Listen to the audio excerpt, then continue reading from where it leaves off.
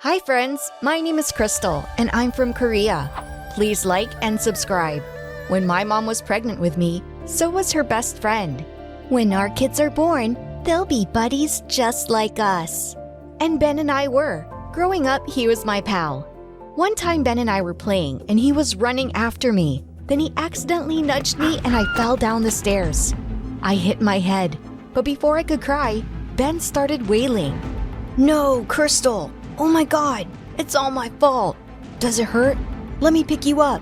Gosh, you're heavy. Crystal, are you okay?" "Ben, I'm fine, really." Saying that, I hugged him. Ben was such a softie.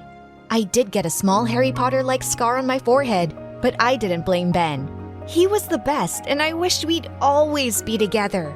But when I was 5, Ben and his parents had to move to France for a work opportunity, and I missed him so much. As if things couldn't get any worse, Dad suffered a huge loss in his business soon after. Slowly, I saw how bad Mom and Dad's relationship was getting because of money problems. And after a few years, Mom left us. But Dad always tried to make me happy. We were so short on money that we had to shop at thrift stores, but he spent hours looking for the things I'd like. "Look at this jacket, Crystal. It has rhinestones. You love rhinestones." "It is pretty, Daddy." "See? I told you we'd find some good stuff here."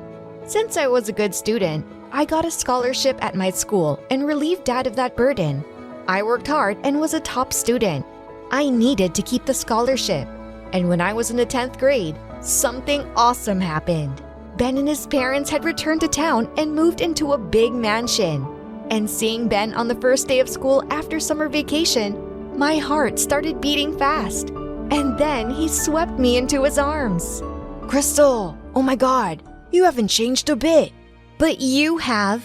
You're so tall. And wow, so muscular." Ben and I were in the same class and we started hanging out together all the time. But I soon realized he was getting way too much attention from all the girls, especially Mia. And she was the worst. She acted like she owned the whole town, just because her mom was the mayor. And to my horror, Ben and Mia soon started dating. I hated her, but for Ben's sake, I pretended to be nice, and she did the same.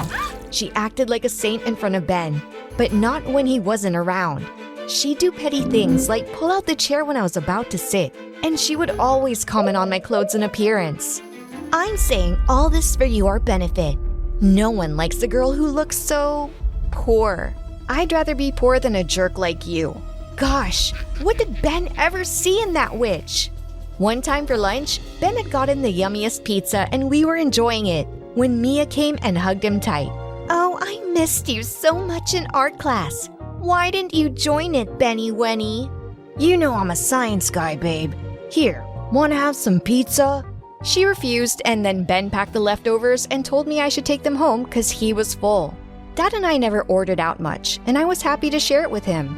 A few weeks later, it was Ben's birthday and he invited me to his place. I saw how Ben and Mia were dancing so close to each other, and it made me feel so jealous. I went to the balcony for some fresh air. After a while, I was headed back inside when Mia and some of her friends came, and I hid behind a plant. "You've really got yourself a hot boyfriend this time, Mia." "Yeah, he's totally wrapped around my fingers. He adores me and gives me the best gifts. There's just one problem. His miserable beggar friend. Oh, I really hate her. You know, Ben cares for her so much that he gets her favorite pizza for lunch every day and pretends to be full so she can take the leftovers home. He really pities her and she has no shame. She could probably live on his charity forever." Why would Ben tell her something like that? What? So pathetic. Wiping my tears, I just ran back home. After that date, I sort of ignored Ben, even though he asked me if something was wrong a million times. I just didn't need his pity or his charity. When we were in our senior year, our teacher announced a science tournament and the winning team was going to get an amazing cash prize. Dad and I could always use the money, so I immediately signed up for it, and I was paired with Ben. I tried to get my partner changed, but the teacher said it was final. "So you want to come over to my place to brainstorm some ideas?" No thanks. "Hey, Crystal, I don't know why you stopped talking to me, but come on. This is a great opportunity. Let's do this together, please. I knew Ben was a science genius, and being paired with him was probably the best thing, so I reluctantly agreed. We came up with some really cool ideas, and I ended up at his place almost every day to work on them. But I noticed how his mom was never around.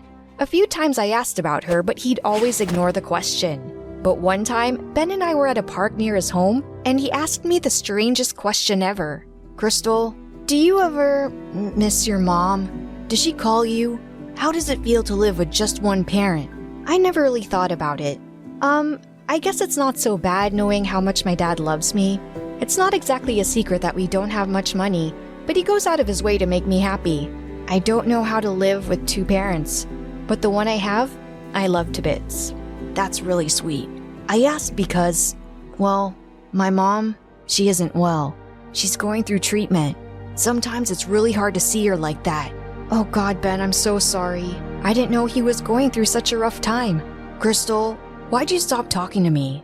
Taking a deep breath, I told him what happened at his birthday party. Crystal, Mia kinda twisted my words. Yeah, I told her you guys were going through a tough time, but because you're my friend and I care about you, not because I pity you. I'm sorry, I shouldn't have discussed it with her at all. Saying that, he came close and swept my bangs aside. You still have the scar. I was so scared that day. I'm so sorry, Crystal.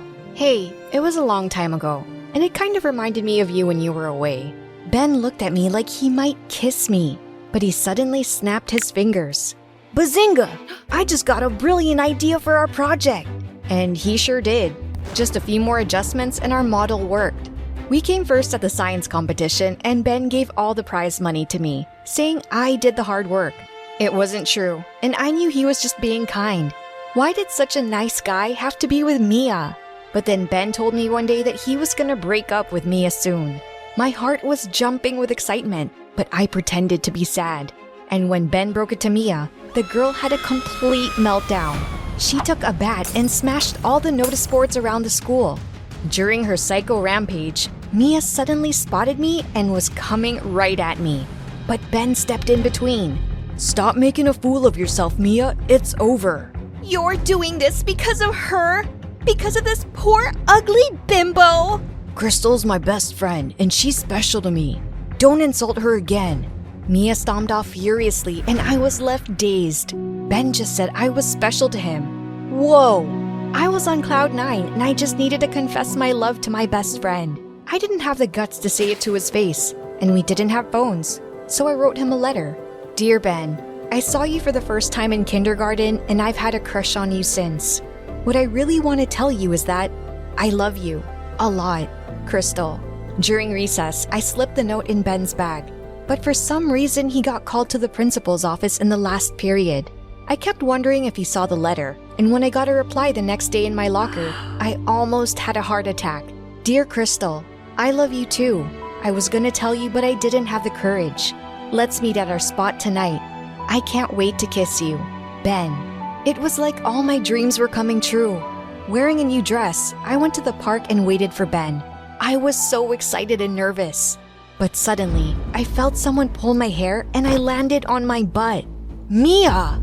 Oh, a new dress for Ben. He ain't coming, sweetie. He showed us your letter, and we're all in fits. What? You're lying. Oh, no, I'm not. You really think he'd leave me for some poor beggar like you? In your dreams, girl. Mia kicked me, and suddenly I saw red, and I pounced on her. But her friends got me off of her, and then they all ripped my beautiful dress. I felt so furious that I punched Mia square in the jaw. What happened next was a disaster.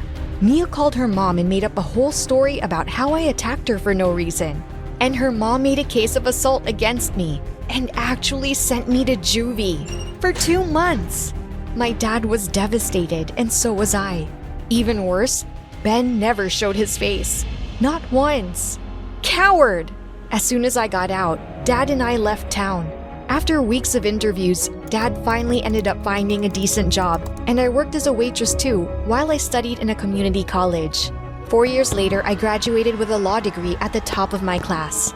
Luckily, I got hired by a law firm, and just a couple of years later, I became a junior partner.